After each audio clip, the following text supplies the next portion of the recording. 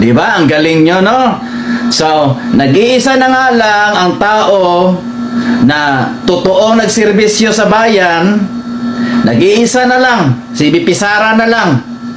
Ang totoong nagmalasakit sa bayan, pero gusto pa nilang i-impeach. Sino ba ang author nito? Ikaw ba, Maruhas? Di ba? Ang galing nyo, no? Kaloy pod. Di ba? So, unsa na naitani di ay? Dagulan na lang yun naitani sa kabangagan? No? So, gusto siguro na administrasyong ito na puro na lang bangag ang mamumuno sa ating bayan. So, paano na lang tayo kung hindi tayo kikilos? Paano na lang tayo kung hindi tayo magkakaisa? In a way, ang hindi naman kukontra dyan, yung mga bangag, yung mga adictos ang hindi kukontra na i-impeach si BP Sara. Kasi wala nang hadlang para bahain ng pulburon ang buong Pilipinas. O ano na Hontivirus? Ano na Franz Castro? Digital karma is real. Di ba? Paano yan? So, nandyan na naman kayo sa labas ngayon kahit nasintensyahan na kayo dahil mayroon kayong protector. Nanawagan ako ngayon sa lahat ng mga mangkukulam, sa lahat ng mga aswang, tikbalang, sigbin, pakawalan nyo na. Pasugurin nyo na sa Malacanang. Tusukin nyo na, nitatalab yan. Dahil una sa lahat, ninakaw nila ang kwarta ng taong bayan. Ninakawan tayo, tinatraidor tayo, hinuhudas tayo. Lahat, sinisimot nila, lahat ang kulilang sintabo natin. Tusukin nyo na mga mangkukulam. Lahat ng mga aswang. Aswangin nyo na doon sa Malacanang. Grabe na ginawa ng gobyerno nito mga kabayan.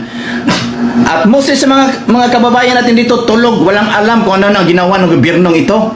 Unti-unti tayong pinatay.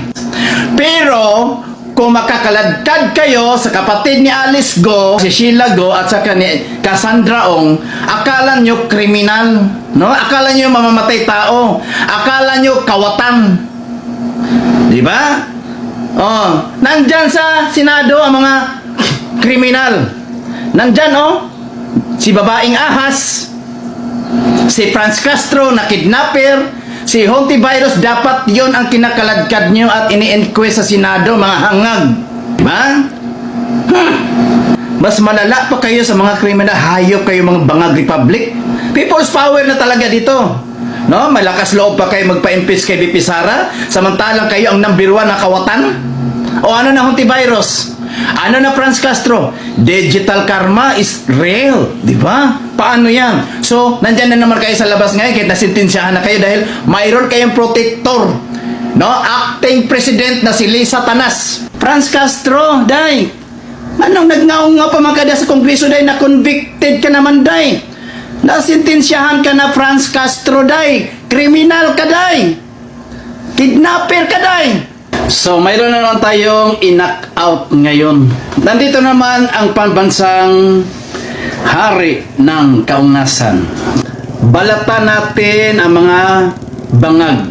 Tanggalan natin ang maskara, ang mga bangag. So, ngayon, nag-round 2. Nag-round 2 si BP Sara at saka si Franz Castro. Kung sino nakapanood sa Senate hearing kanina for the 2025 budgets of the Office of the Vice President, sinabihan ba naman si BP Sara na pusit daw? Tapos, ang dakilang nagsabi, malakas loob na magsabi kay BP Sara na pusit dahil may protector na si Lisa Tanas. Correct me if I'm wrong, Lisa. Pero yung bilyon-bilyon nyo na mga na-scam sa PhilHealth, pinagtakpan. Bakit ganito kalakas ang mga dilawan ngayon? Dahil kay Lisa Tanas. Dahil tiba-tiba ngayon ang Kongreso, ang mga buaya, mga nandyan.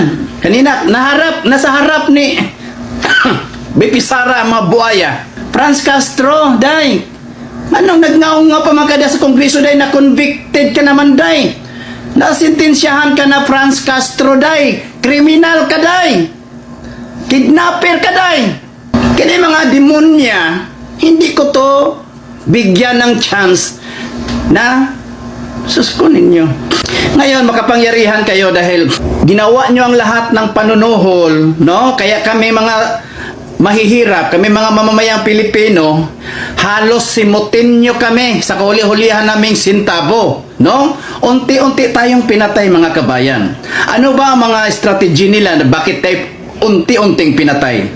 Ang sobrang pagtaas ng Meralco is hindi na pa ito makatao. Nangyari ngayon sa pagtaas ng Meralco. No? Tubig, pamasahe, mga bilihin is a big scam. Ano na tayo dito?